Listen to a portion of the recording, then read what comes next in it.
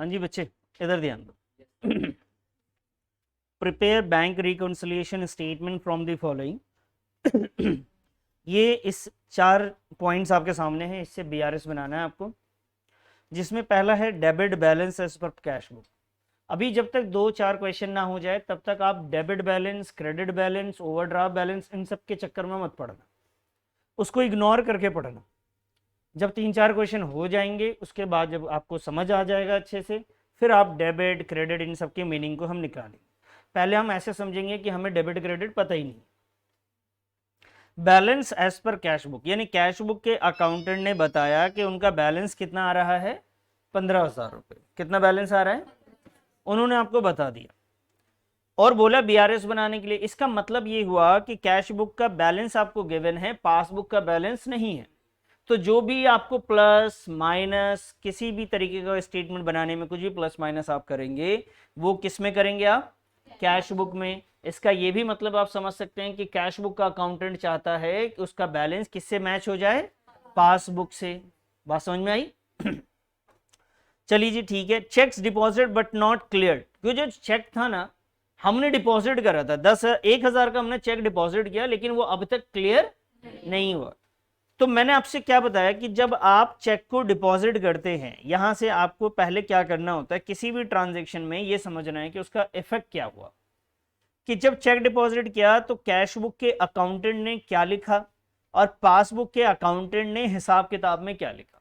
जब आप check deposit करते हैं तो चेक के डिपॉजिट करने का काम किसका होता है, कैश बुक। इसको पहले मालूम चल रहा होता है कि डिपॉजिट कर रहे हैं हम चेक, तो ये अपने हिसाब किताब में प्लस करेगा या माइनस, प्लस। कितना प्लस कर दिया बेटा इसने, 1,000। अब आगे की बात करते हैं। पासबुक का अकाउंटेंट तो प्लस तब करेगा जब वो चेक क्लियर हो जाएगा। आपको चेक बैंक में जमा करके आते हैं, जब तक क्लियर ना हो जाए, 2 दिन लगता है, 3 दिन लगे या 5 दिन लगे, जब चेक क्लियर होगा उसके बाद जाके ये प्लस माइनस होगा। तो क्वेश्चन ने आपको बोला है बट नॉट क्लियर, ये क्लियर ही नहीं हुआ है। तो जब आपने प्लस किया तो क्या पासबुक के अकाउंटेंट ने कुछ प्लस और माइनस किया था, कुछ भी नहीं किया था। ये इफेक्ट है उस ट्रांजैक्शन का जो आपको बताया गया। समझ में आ गई बात? बीआरएस का मतलब क्या बताया बेटा मैंने, बीआरएस वो चीज होती है जिसमें दोनों स्टेटमेंट को सेम करना होता है, बस, इससे ज्यादा दिमाग नहीं लगाना है। तो अभी मैं आपसे कह रहा हूं कि ये कैश बुक का जो बैलेंस है वो बिल्कुल पासबुक से मैच करना है। इस वक्त पासबुक में कितना दिख रहा है आपको, यहां पे कितना दिख रहा है आपको, अभी सेम करना है मेरे को, कैश बुक को सेम करना है, पासबुक की तरह बनाना है। तो बताओ बीआरएस में मैं क्या करूंगा बेटा, माइनस कितना कर दूं, 1,000। बताओ सेम हो जाएगा कि नहीं, हो जाएगा ना? ठीक है, अभी स्टेटमेंट बना के मैं आपको दिखाऊंगा, पहले आप ऐसे समझे। सेकंड ट्रांजैक्शन पे आते हैं, इसको आप समझिए। लिखा हुआ बेटा चेक्स इशूड। चेक इशूड का मतलब होता है हमने चेक किसी और को दिया या चेक से पेमेंट कराया आपने, बट नॉट प्रेजेंटेड। अब देखिए, जब आप चेक इशू करेंगे पहले आपको समझना पड़ेगा कि इन दोनों अकाउंटेंट ने क्या किया। चेक इशू करने का काम किसका, पहले आप बताइए मुझे। कैश बुक वाले ने इशू करा है, मतलब किसी को पेमेंट किया आपने, तो क्या किया होगा, प्लस या माइनस, कितना बेटा, 1500 आपने माइनस कर लिया। नॉट प्रेजेंटेड, क्योंकि एक चेक की वैलिडिटी तकरीबन 3 महीने होती है। जिसको आपने चेक दिया हो सकता है वो अभी रख के बैठा हुआ है, अभी बैंक पहुंचा ही नहीं वो, और उसके पास तो अभी बहुत वक्त है, वो जब चाहे तब चला जाए।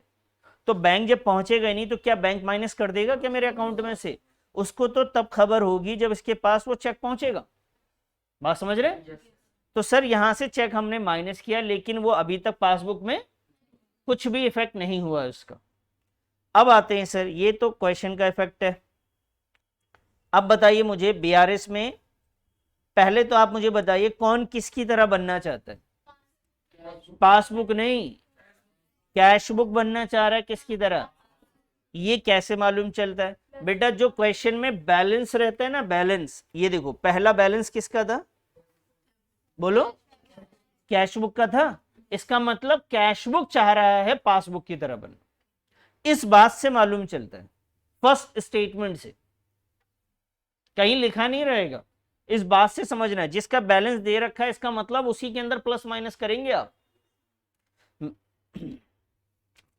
तो बताइए बेटा इसमें कौन किसकी तरह बनना चाह रहा है?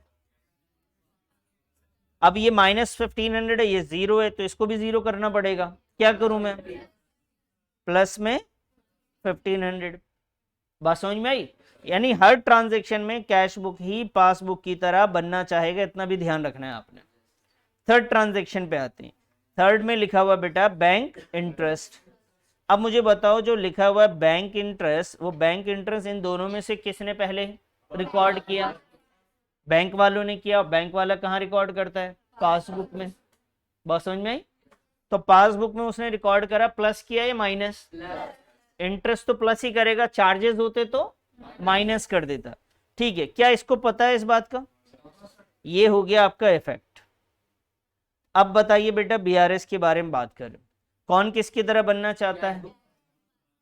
तो कैश बुक को पासबुक की तरह बनाना है, इसमें प्लस हो चुका है 200 रुपए, मुझे इसको इसकी तरह बनाना है। कैश बुक में क्या करूं? प्लस 200, ये बीआरएस बन गया। समझ में आई बात?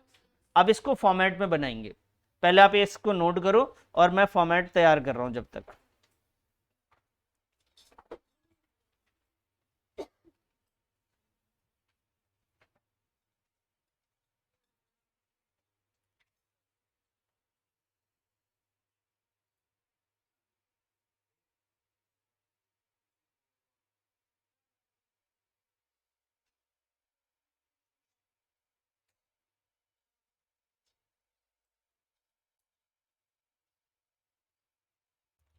बैंक रिकंसिलिएशन स्टेटमेंट ऊपर लिखेंगे, यहाँ पे डेट डाली जाती है अगर कोई डेट गिवन है। बैंक रिकंसिलिएशन स्टेटमेंट किसी एक एग्जैक्ट डेट पे बनाया जाता है और उस दिन के बैलेंस को मैच किया जाता है।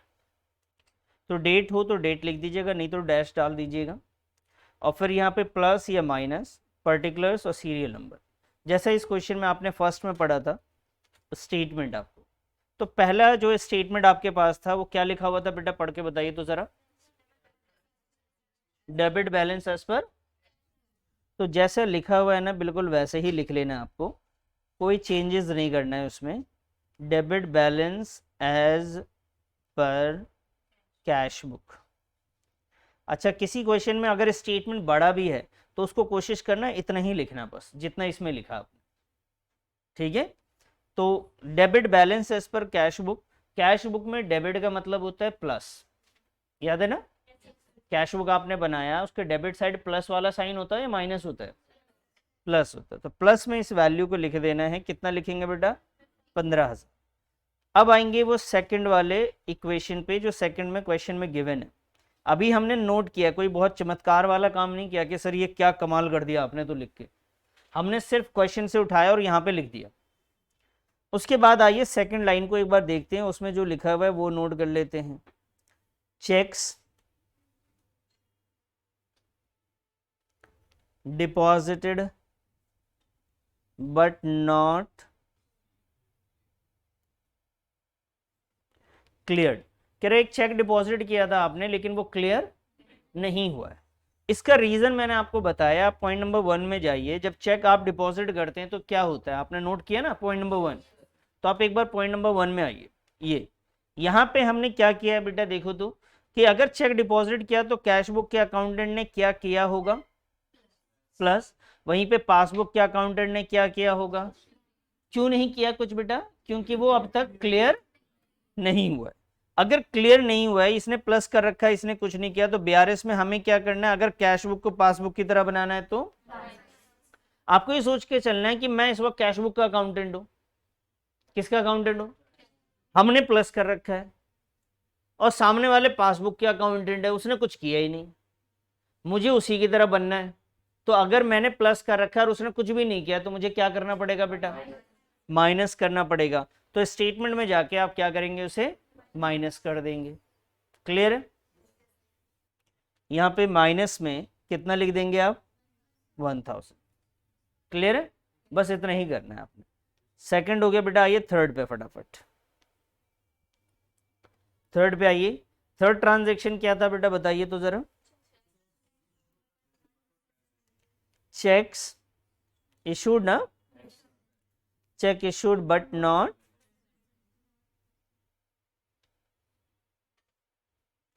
Check issued but not presented. Check issued मतलब क्या होता है, कैश बुक ने क्या किया होगा, प्लस या माइनस। इशू का मतलब क्या होता है, हमने किसी को दिया है या हमें मिला है चेक, दिया है। तो हमने कैश बुक में प्लस किया या माइनस किया, हमने तो माइनस कर दिया। क्या पासबुक ने कुछ किया है, नहीं ना, क्या करे अब भाई, हमने क्या किया है पहले आप दिमाग में दौड़ा के रखें उसको, क्या कर रखा हमने, माइनस कर रखा है ना। अब पासबुक वाले ने क्या किया है, क्या किया है, कुछ भी नहीं, हमने माइनस कर रखा है। मुझे बिल्कुल उसकी तरह बनना है, सामने वाले की तरह। मैंने माइनस कर रखा है पहले से और उसने कुछ भी नहीं किया, तो मुझे क्या करना पड़ेगा, प्लस करना पड़ेगा। और नहीं समझ में आए तो वो स्टेटमेंट लिख के करना है आपने, शुरुआत में तो यही काम करना है। इस तरीके से स्टेटमेंट लिखना है, एक जगह लिखना है कैश बुक, फिर लिखना है क्या, पासबुक। फिर आपको देखना है कि इन दोनों में किसने क्या किया, इसने माइनस किया और इसने कुछ भी नहीं किया। तो अगर इसने माइनस कर रखा है, इसने कुछ नहीं, और कैश बुक को ही पासबुक की तरह बनाना है, तो इसको वापस क्या करना पड़ेगा बेटा, प्लस। क्या करना पड़ेगा, प्लस। तो आइए यहां पे जाकर हम क्या करेंगे, इसको 1500 को प्लस कर दें। यहां तक नोट कर लीजिए फटाफट। फिर आते हैं फोर्थ वाले पॉइंट पे, बैंक।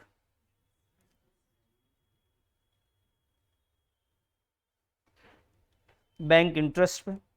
बैंक इंटरेस्ट का मतलब क्या होता है सर, बैंक ने इंटरेस्ट दिया, बैंक ने इंटरेस्ट दिया इसका मतलब पासबुक में प्लस हो गया। बैंक ने इंटरेस्ट दिया इसका मतलब पासबुक में प्लस हो गया। और वहीं पे कैश बुक में क्या हुआ बेटा, कुछ भी नहीं, लेकिन कैश बुक चाहेगा किसकी तरह बनना, तो कैश बुक में क्या करना पड़ेगा, प्लस। कितना, 200। अब ये दोनों चीजें हो जाने के बाद लास्ट में जो आंसर लिखना है उस पर आपको ध्यान देना पड़ेगा। जो लास्ट में आंसर रहेगा बेटा, जो यहां लिखा हुआ था, यस,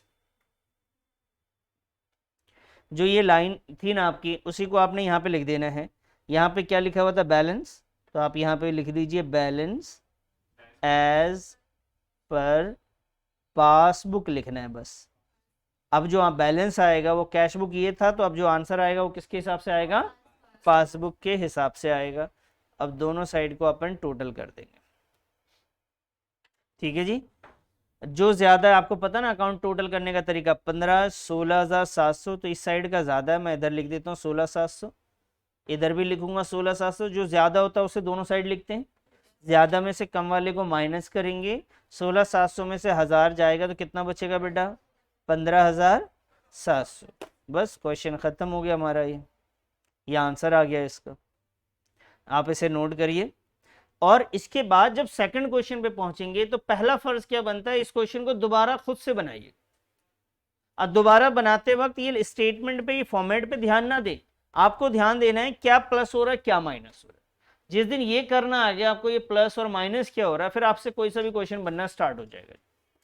पहले से नोट करिए और इसको दोबारा पहले खुद से करिए, अभी कीजिए।